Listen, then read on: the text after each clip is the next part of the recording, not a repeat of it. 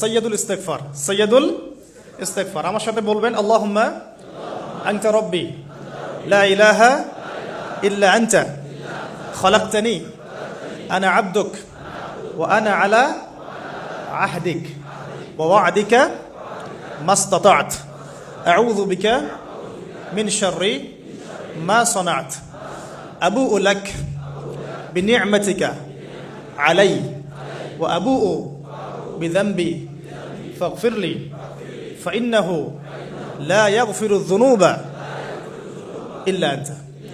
এই যে আমরা গত লেকচারে বলেছিলাম যে আমাদের ইবাদতগুলো অন্তঃসার শূন্য হয়ে যাচ্ছে এই কারণে, বিকজ আমরা অর্থটা বুঝি না। এই যে দোয়াটা আপনি করলেন, নবী সাল্লাল্লাহু আলাইহি ওয়াসাল্লাম বলেছেন যে এই দোয়া পড়ার পরে যদি কেউ সকালে পড়ে রাত্রের আগে মারা যায়, জান্নাতে চলে যাবে ইনশাআল্লাহ। রাতে পড়ে সকালের আগে ইন্তেকাল করলে জান্নাতে চলে যাবে ইনশাআল্লাহ।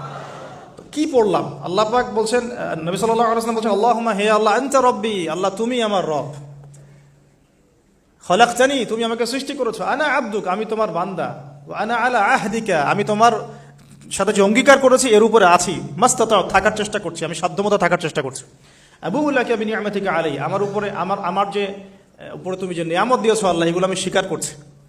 হে আল্লাহ, তুমি আমার উপর যত নিয়ামত দিয়েছো আমি স্বীকার করছি। ও আবুউ বিযামবি, আমার যত গুনাহ আল্লাহ সব স্বীকার করছি। এইভাবে যদি বান্দা আল্লাহর কাছে দোয়া করে, আল্লাহ মাফ করবেন না? সুবহানাল্লাহ।